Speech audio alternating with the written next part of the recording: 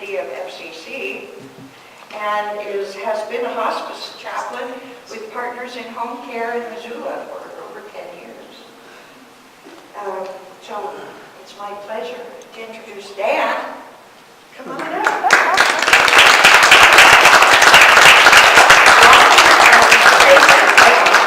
My journey as a hospice chaplain. I had to duck out there at some point.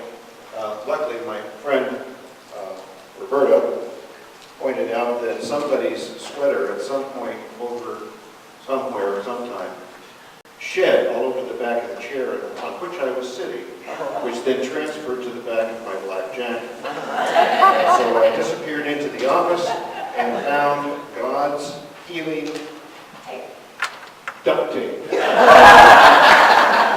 Fix anything. That's all I could find.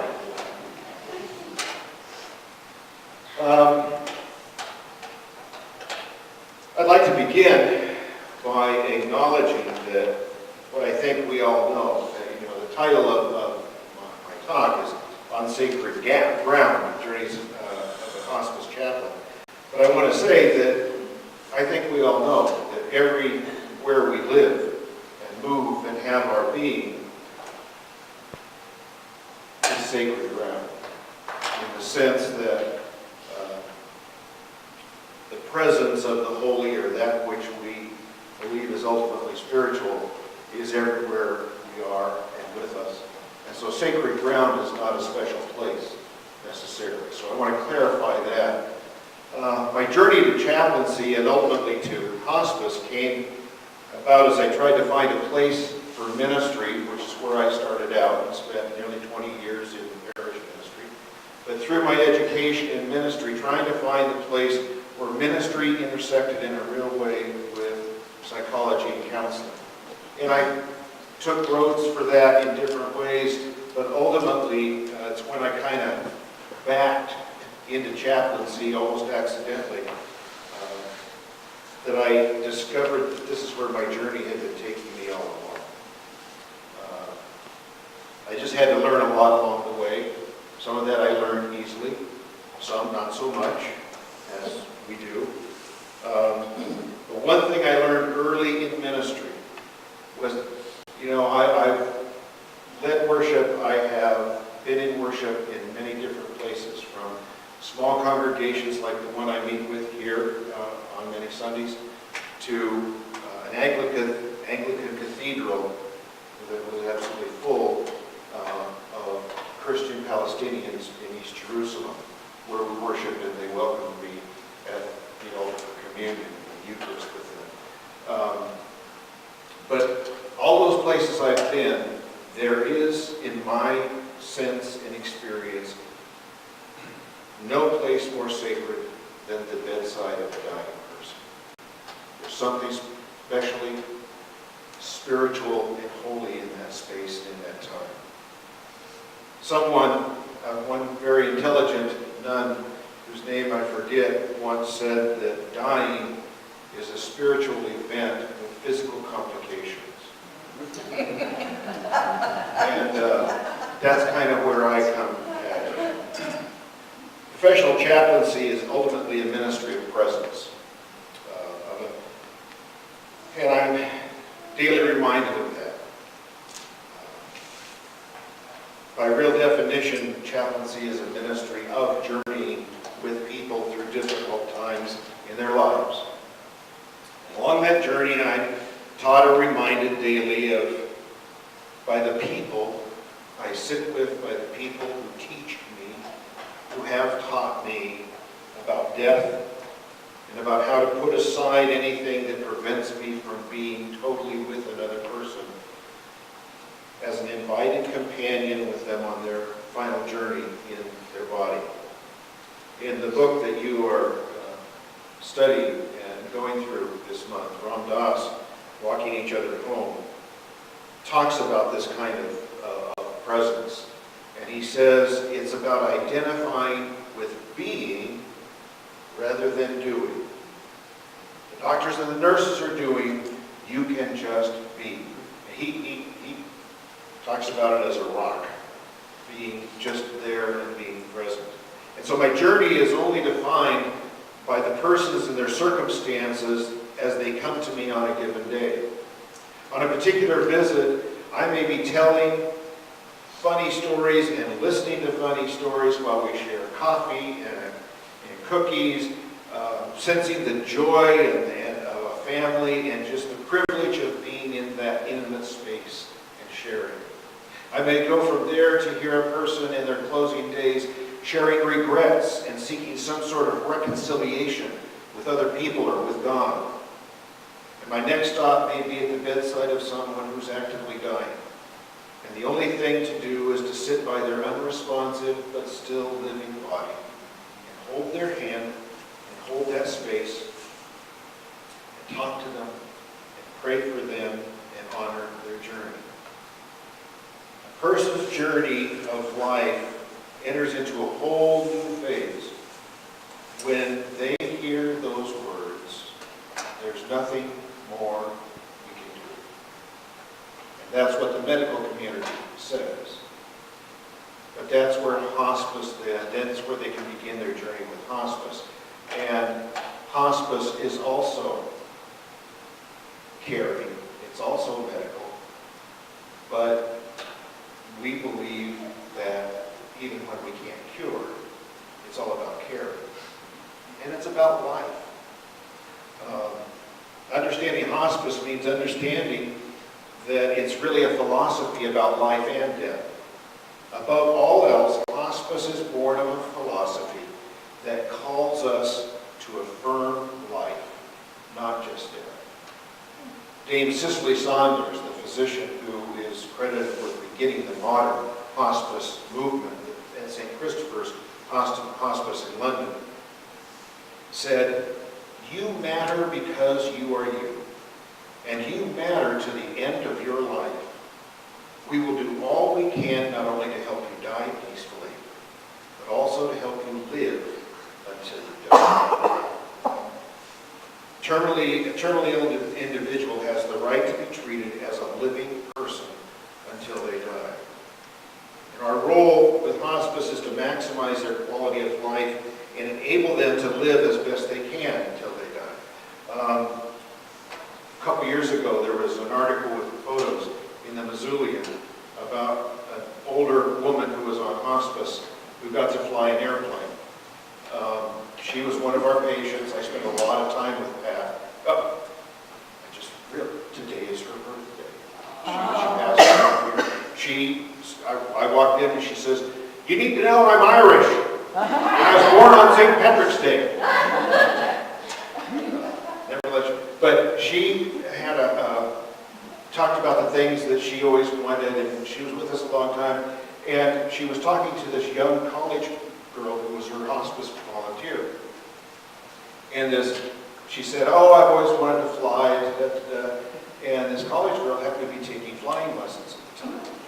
So she started talking to her instructor. And so they put a thing together so that Pat went out. There's a picture of her in her wheelchair in front of the plane. Took 4 people, a nurse and an aide and a couple other people, to get her into the plane in the right seat. And a nurse and the volunteer went up with her. And he let her fly the plane while they were up in the air. And to me, that was kind of the epitome of that philosophy. That we help somebody live until they die. Just because you go, unfortunately, okay, I'm going to preach now. Here's my soapbox. Unfortunately, the reality of hospice is many people believe that hospice is for people who are taking their last breath. And we are there for those who come on and they die in 24 hours or less and try and get symptoms under control. But we can't do everything else that we're able to do with this whole hospice team of social worker, chaplains, volunteers, massage therapists, music thanatologists, all of these people that can be a part of that person's journey. And so we were able to do that with her. We sent a lady to the This is not my bucket list. Her bucket list was to go to the Grand Ole Opry, right? And we found, social worker got on the phone, comped tickets. She went back there. Her sister met her at the airport, took her to the Grand Ole Opry. She flew back. Another man went to Tahiti area, one of the islands down there, because he had very close friends he needed to say goodbye to. We got his symptoms under control so that he could get it on a plane. See, it's not about dying. It's about living until you die. And that's what hospice does. It's no secret, I don't think, to this community of faith here that Tamer was a part of our hospice. We served her, and she was part of this community. I know. She's not as Coco. Oh, Coco, excuse me. And one of my greatest joys was the day I walked in. She was on the phone, probably with somebody from here, as she often was. And so she just kept the phone. I wasn't in there for very long, but I took a little bag. And immediately as she saw the little brown bag, she knew what it was. And her face just lit up because she knew I was bringing her what I had promised, which was a little sample of my wife's homemade Kahlua and amaretto. And she just lit the room up when she said, and that just made my journey that day, to see that reaction from her and how much she enjoyed that simple thing. Of course, hospice attempts to control suffering. That's a main thing. And the first thought, of course, when we think about suffering at the end of life is pain. And hospice is, they're experts at symptom control. Ira Byock, who was the first medical director of the hospice I'm a part of, Partners in Home Care, now is a world-renowned writer and lecturer and teacher in the area of palliative care and life. Has written several amazing books. He said early on in his journey, he said, "Through my many years as a hospice doctor, I have learned that dying does not have to be agonizing.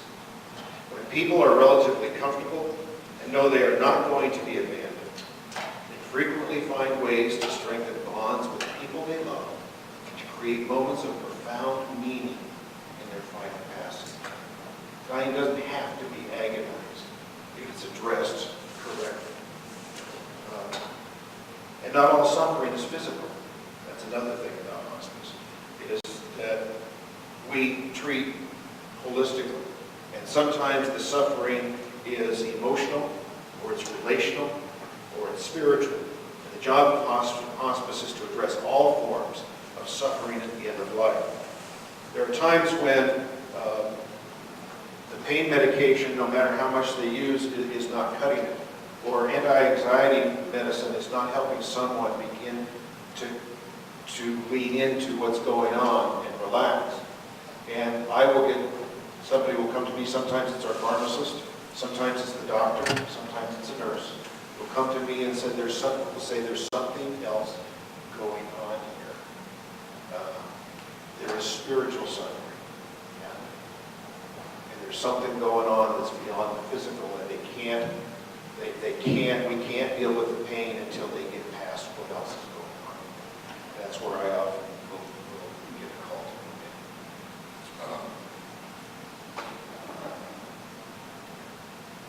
to. It often happens when one encounters the spiritual suffering, when we encounter the unfairness of the whole situation and of living and dying, or encounter ourselves and we become anxious about dying without some sort of resolution that we need to have at some point.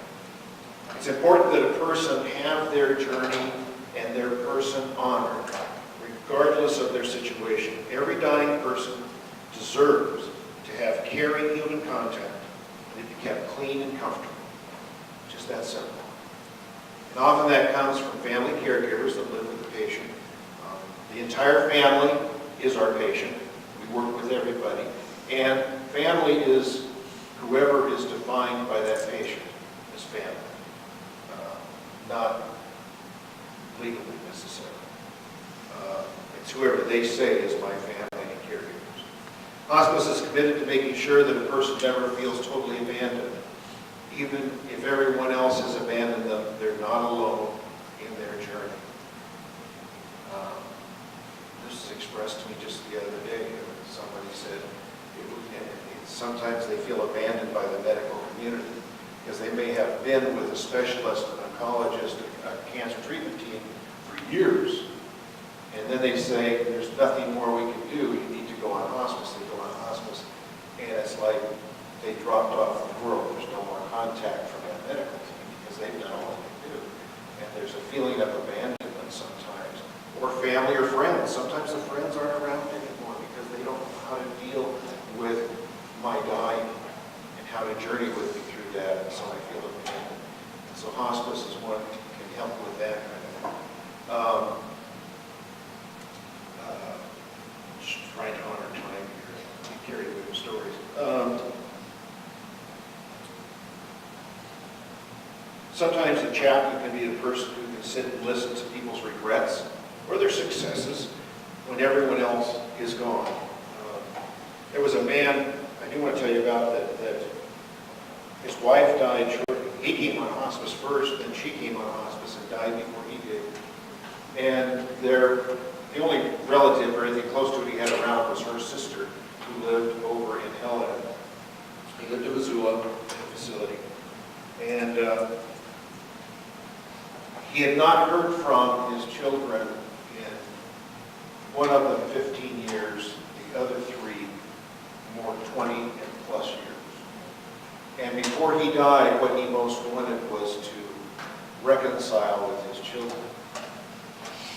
I'd like to tell you there was this happy ending to the story, and his children showed up at his deathbed and they reconciled. They never came, they never communicated with him, even though they were told he was dying. But a few days before he died, we talked about this and worked with this and his need. And finally, just a few days before he died, he said, Dan, I can't blame you. I was an SOB as a father when they were young. I was awful to their mother. When I was gone working most of the time, when I was home, I was drinking. I was an awful father, and I can't blame them. His reconciliation then came in releasing them from forgiving him. He would like to have had their forgiveness, but the only way he could resolve in his spirit and be comfortable as he died was to release the kids and say, it's not their fault, I accept responsibility for that. And so sometimes it's those issues of reconciliation that I find, and I have lots of stories about that kind of thing. A part of honoring their journey is sometimes being there in times their greatest fear, existential suffering. Sometimes people ask me, do you spend a lot of time with people on hospice who have a terminal diagnosis that are angry at God for the terminal diagnosis? No. Occasionally. The biggest challenge I have with people who are angry at God are like the lady I saw last week. There's so many of them. She's 101 years old. She hurts. She doesn't have any family around. And she's angry because she says every night, I pray I'm not going to wake up in the morning. And then I do. And she's angry at, why is God leaving me here in this nursing home bed to suffer when I just want to go with God? That's the biggest thing I hear, is that existential suffering of, why do I have to be this old and suffer this much when I've never done anything? I've never done anything to hurt anybody. Why is God hurting me? So those are the kind of existential and spiritual things that I encounter a lot. It's important that a person be respected and their wishes honored at the end of life. We certainly advocate for patients. That means if somebody wants to be home, die in their own home, we try and make that possible if we can. It's not always possible, but we try. If the family is not understanding what's going on and is trying to do things to the patient that are not healthy for the patient any longer, or not helpful for the patient, maybe force feeding them, or whatever it may be, we try and advocate for the patient. One of my favorite ones was I was at a nursing home and Grandpa was unresponsive. He couldn't talk to them anymore. And the family was there, the grandkids were there, and they were watching. I believe it was a Grizzly football game we were watching. And they said, oh, it's too bad Grandpa is not awake because he would love a beer right now. He just loved his beer, especially during these games. I said, well, why not? And they said, well, he can't drink or swallow. I don't know if you've probably seen them in hospitals and things. A little sponge on a stick that they use to dip in water. I just held it up and I said, grandson shot out the door and went down to the corner and bought a beer, brought it back, and they were dipping the sponge and just putting it in his mouth. Why the hell not? You know? There's no reason that Grandpa can't taste beer while he's listening. You know, he's hearing his grandkids laughing about the Grizz game and cheering them on. That's what he wanted. That's what we got. So we advocate for patients in a lot of different ways. Dave mentioned to me when he was talking about what I could talk about, he did ask me to touch on advanced directives. I don't want to go into a lot of detail, but you know, this is the idea of making sure the people who love you and care for you know what you want at the end of your life, whenever that may come. And your family, your doctor, whoever it is, can't honor your wishes that they don't know about. And so you've got, you know, a paper advance directive, which can include a durable power of attorney for health care, which means this person doesn't have financial ramifications or anything. It's just, this is the person, if I can't speak for myself, who knows what I want at the end of my life. Listen to them. And then also the living will portion that says, I do or don't want this. Those are so important. But even more important than that paper is the conversation about what's on that paper. Because you can fill out the paper, you can choose a durable power of attorney, you can choose all this stuff, but if the people who care about you and are making decisions don't know it, they can't do it. Some people put down, well, you know, my son's going to be my durable power of attorney, speak for me if I can't speak for myself, but never communicate that to the son or what you would want.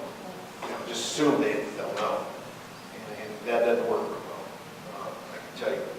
This kind of thing was made real to me, especially when I was doing end-of-life care and trauma chaplaincy in the hospital. I was 12 years in hospital chaplaincy.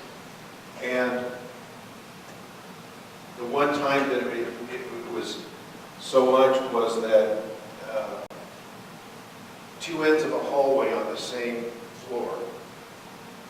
ICU was at one end, and there was a young woman in there, and the family was fighting and screaming and yelling over what she would want.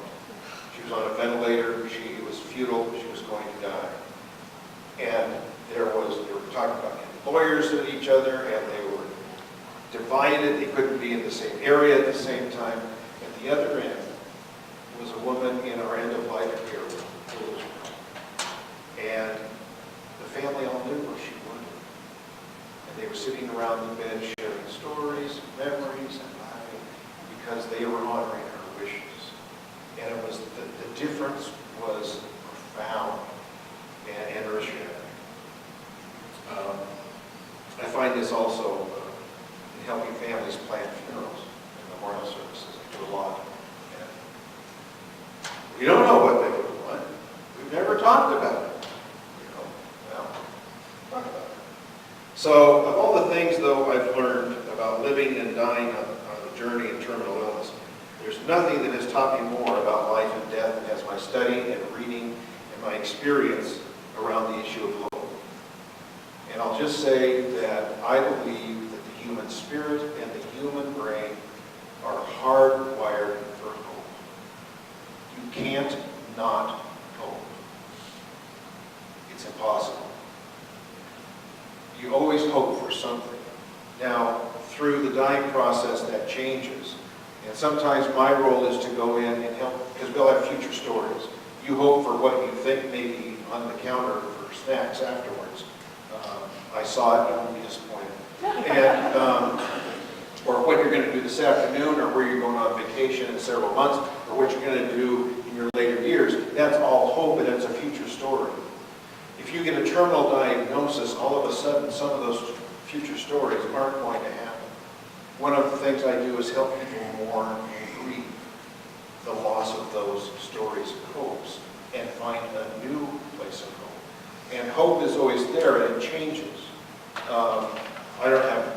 I'll just say that it changes. Sometimes my role is just to help people become more realistic as things change and they can't do this, but well, maybe we can do this, and encourage that hope, however small it may get. And in the end, it may just be a hope that I'm not going to die alone, and I'm not going to suffer. That may be the only hope that's left. But we all have hopes and continue them. And so, my work is not so much what I give to people. One of the things I had to learn is how to companion people and learning what I can't or shouldn't do to try and fix people, because you can't, And it's not what I give to people, but rather what I try to help them find in their own soul, heart, and mind that needs their attention before they die. The dying have taught me humility. They've taught me my own limitations, as well as all about the resiliency of the human spirit, when we're allowed to do the work that we need to do as companions on the journey. Just one quote, and then I'll close. This comes from Dorothy Lay. In answer to the cry of the Spirit, Hospice says, we are here. We will be with you in your living and your dying. We will free you from pain and give you freedom to find your own meaning in your own life, your way. We will comfort you and those you love, not always with words, often with a touch or a glance. We will bring you hope, not for tomorrow, but for this day. We will not leave you. We will watch with you. We will be there. So, this then is the sacred ground on which I walk, and the sacred ground and the sacred lives that have taught me so much about life and the journey of life. And what an honor and privilege it is to be on that journey with people at that time. Of course, everybody says, how do you do that? And you do it because you're called to do it. And this is where my journey is now. It's where it's at. And it's where I hope to continue to journey for a while.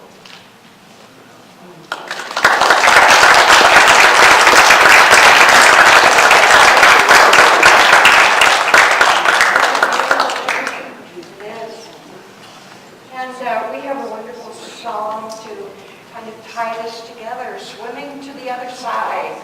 If you'd like to, the words